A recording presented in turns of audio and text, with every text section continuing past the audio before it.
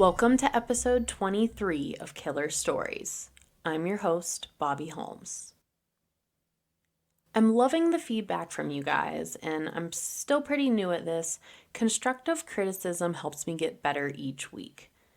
In the beginning, I was told I sounded a little rushed, so I slowed it down, and maybe too much. I had a review saying that I paused too long between sentences. So listening back to the last couple of episodes, I would definitely agree with that. So let's see if I can't figure out a happy medium. I'm a working mom.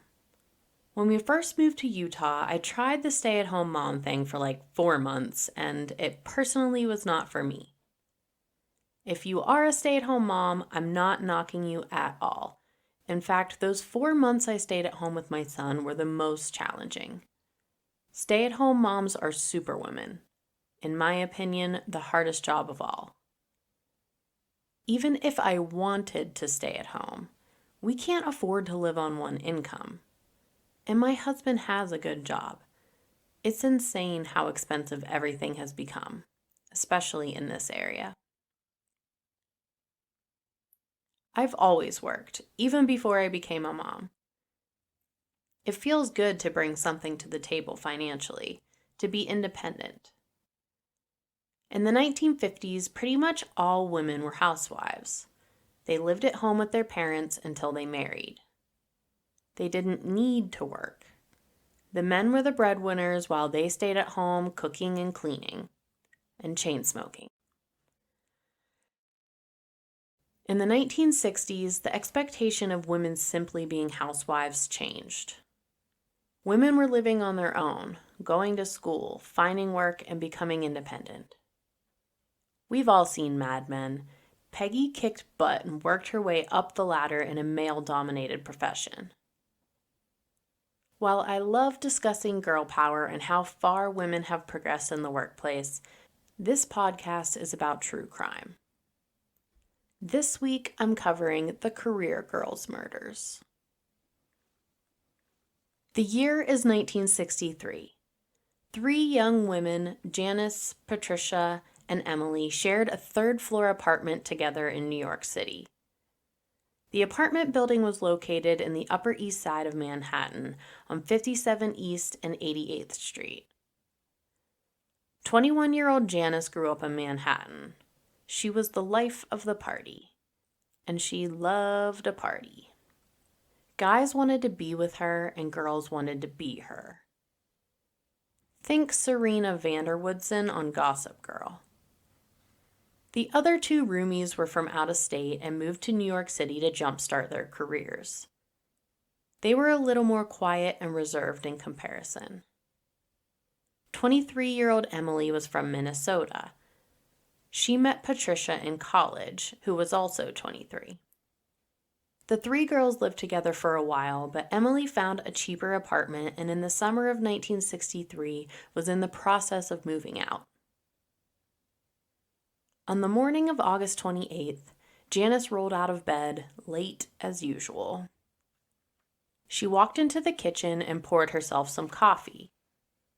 Both Pat and Emily were about to leave. Pat was headed to work, and Emily borrowed a friend's car to start moving her things to the new apartment. Emily said goodbye to Janice, but told her she'd be back in about an hour to load up again. Janice said she had planned to head into work. Eventually. Janice was well-liked in the office and somewhat flirtatious with her male supervisors. I think she showed up when she wanted to, and it wasn't a big deal. August 28th, 1963 was a very important day in history. It was the day Martin Luther King Jr. gave his famous I Have a Dream speech. Nearly 250,000 people joined him for the March on Washington. There was a live broadcast on TV. Pat sat in the clipping room at Newsweek and watched the coverage with her coworkers. That evening, she returned back to her apartment, not really surprised to hear that Janice had never made it to work. She assumed that was because she was up late the night prior and just simply wasn't feeling it. When Pat entered the apartment, everything looked normal at first. She called out to Janice, but there was no answer. Pat glanced down to the kitchen counter and saw blood. She slowly peered into the bedroom. It looked like it had been turned upside down. She noticed blood on the bed sheets and immediately ran out of the apartment in fear. She called the Wylies, Janice's parents. They lived close by in Manhattan and came straight over. When they arrived, Pat told them about the blood. She had a bad feeling that something horrific happened in there. Janice's father insisted that his wife and Pat wait outside while he checked the apartment. As he entered, he noted that the kitchen window was open, but their apartment was on the 3rd floor, so that didn't really seem concerning. He walked into the bedroom. It was in disarray, items thrown throughout the room, furniture overturned. The mattress was pushed off-center, and half of it was soaked with blood. He slowly walked around the room. There, lying between the bed and the outer wall, was Janice and Emily. Both girls were dead. Emily was fully clothed, but Janice was naked. Both had their hands and ankles bound with torn pieces of a bedsheet. They appeared to have been stabbed. There were 2 bloodied knives laying in the bedroom. They were broken halfway down the shaft, and there was a 3rd knife found in one of the bathrooms. Janice had been stabbed so many times in her abdomen that her intestines were now hanging out of her body. Mr. Wylie tried to keep his composure, but this is his baby girl. It was obvious she had experienced a horrible, painful death. He calmly exited the apartment and explained to the women that both Janice and Emily were inside, but they had been murdered. Mrs. Wylie and Pat clutched each other in the hallway and sobbed in disbelief. Mr. Wylie called the police to report their discovery. The apartment was trashed, but nothing of value seemed to be missing. Investigators knew there was a possibility that Janice was raped, but they told the media there was no evidence to support that until an autopsy was done. When she was examined, it was confirmed. She had been raped anally. There was both semen and noxema found in her anus. That is a very interesting choice of lubricant right there. I'm not trying to make light of this situation. What happened here was awful. But seriously, he must have just grabbed whatever was close by, because I feel like the main ingredient in noxema is menthol, which sounds ouchy. Since Janice had been raped and was found naked, while Emily was fully clothed, police figured that the primary target here was Janice. It seemed probable that Emily walked back into the apartment and became the second victim.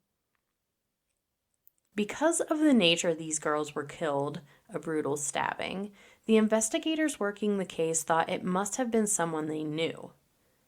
They were stabbed over 60 times, so violently that 2 knives were broken. This shows rage, an emotionally charged murder. The apartment building had a doorman. No one would have gotten in unnoticed. Police interviewed neighbors in the building but found no leads. Janice had a small green address book that was found in her bedroom. Investigators were fairly certain that the killer knew the victims and hoped to find his name written in her book. This case made front-page headlines of every newspaper in New York. The pressure was on to find who did this to Janice and Emily. It was referred to as the Career Girls murders. The general public believed that this happened because the girls were off living on their own without the protection of a man.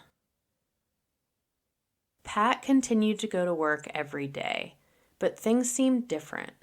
Everyone was anxious, more on edge. Scared that this murderer who was out to get single women is still running free.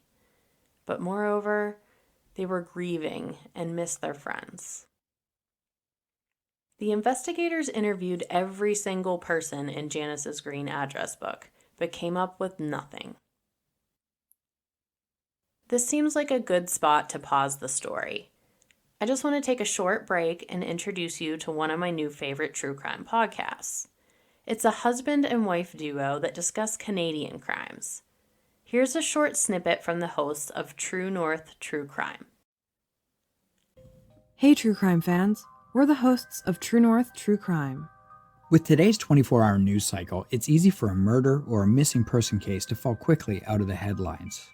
Victims still need a voice long after the media has stopped reporting about them. True North True Crime raises awareness for victims by telling their stories.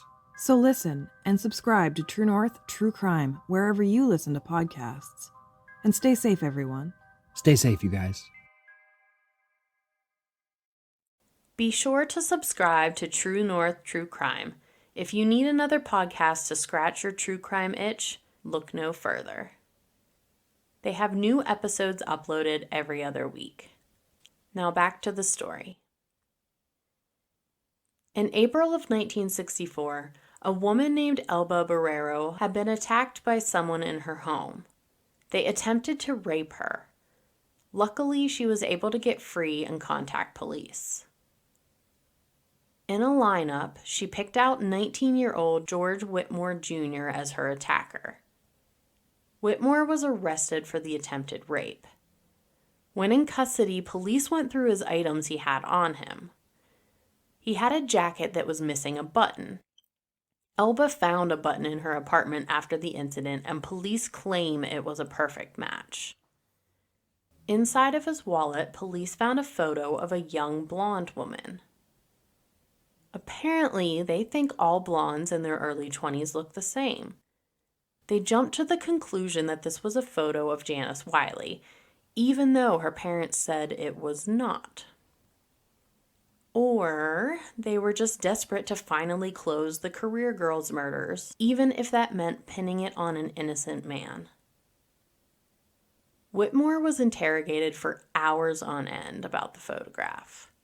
He claimed that he found the photo on the ground in the park and kept it to impress his friends, pretending he had a white girlfriend. The cops weren't buying that story. They continued to press Whitmore about the murders until he finally broke down and confessed. He wrote a 61-page confession letter for the murder of Janice and Emily. 61 pages. That's a lot of details. He must have done it, right? There was a huge celebration for the NYPD and the investigators on the case. They had just solved the biggest high-profile murder case in their time. Whitmore was indicted for both the murders and the attempted rape of Elba Barrero, but he later recanted his confession. He said he was coerced into it by the police. He claimed that he was denied a lawyer, denied a lie detector test, and that he was beaten during the interrogation. It came to light that he actually had an alibi for the day of the murders. He was in Wildwood, New Jersey with friends watching the live broadcasting of the March on Washington. Why wasn't his alibi checked out when he was detained? Probably the same reason he wrote a 61-page confession letter. He was pressured by the police and all other details were overlooked. False confessions happen when people think it's easier than continuing to fight their innocence, especially if they plan on holding you until you do confess.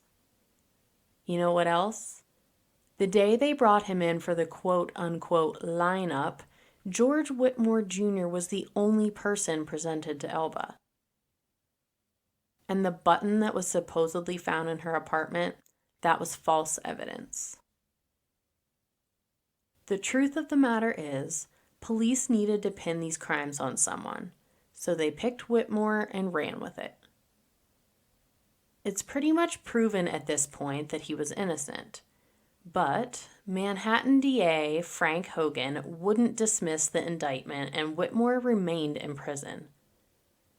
It's hard to admit you're wrong, I guess. In October of 1964, a man named Nathan Delaney was being hauled off to prison for the murder of a rival dealer. Delaney was a small-time heroin dealer who liked to tap into his own stash. The junkie wasn't a stranger to the NYPD. This murder was one of many charges against him, and this time he was facing the death penalty. Once in custody, he told police that he had information on the killer in the Career Girls murders, and it wasn't Whitmore. He said he would tell them everything he knew, but he wanted a deal. Life in prison instead of the death penalty. Desperate for answers, police agreed. One of his old customers, Ricky Robles, showed up to his apartment on August 28, 1963 to buy heroin. Ricky had just gotten out of prison 2 months prior and didn't waste any time getting back to his old junkie self. Ricky spent anywhere from $30 to $50 a day on drugs. He committed robberies to support the habit. He stood there at Delaney's door. His hands and clothes were splattered with blood. Delaney asked him what the hell happened, and Ricky responded, quote, "I just iced 2 dames." Delaney gave him some fresh clothes to change into. He took the money Ricky gave him and left to buy heroin. While it still wasn't publicly announced that the police had the wrong guy serving time for the murders, they knew they messed up, and they wanted to be sure this time. They bugged Delaney's apartment. Ricky was eventually caught discussing the details of the murders. He was arrested on January 26, 1965. Police interrogated him for days, once again without a lawyer present. He was going through withdrawal from heroin and was in so much misery that he easily gave up information. Remember how I mentioned there was a doorman in the apartment building? Well, Ricky didn't enter through the front door. You may also remember that the kitchen window was open. The windows on each level had a brick ledge that Ricky was actually able to shimmy his way up to the 3rd floor and enter through the window. It was simply meant to be a burglary. Grab some cash for drugs and get out. He didn't expect anyone to be home. Most people were already at work for the day. When he walked past the bedroom door, he saw Janice inside. She had just gotten out of the shower and was naked. He liked what he saw, and he decided while he was there, he might as well get some action. As you can imagine, Janice put up a fight. He tied her hands and feet together. As he was getting ready to exit the window, Emily returned home, walking into the aftermath of her friend being raped. Ricky tackled Emily to the ground and removed her glasses. Emily shouted that it was no use. She saw his face and would be able to identify him to police.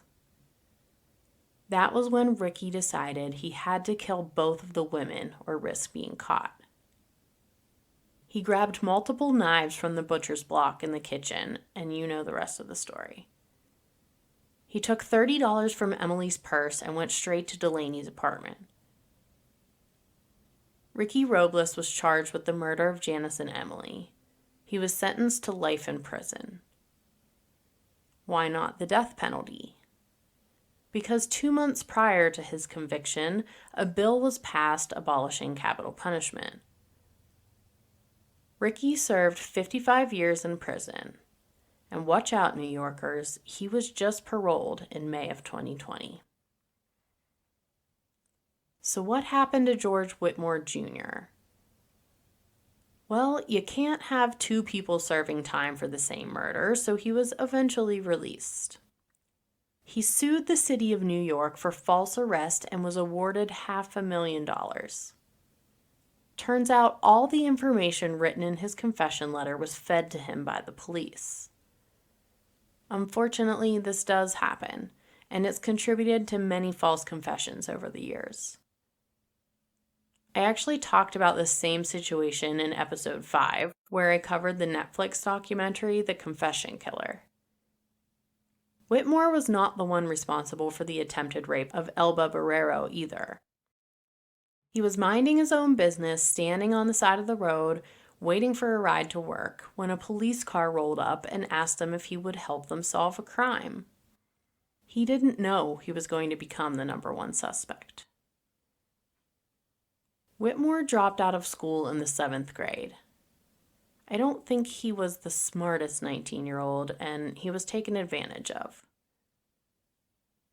So the career girls' murders had nothing to do with the fact that they were working women.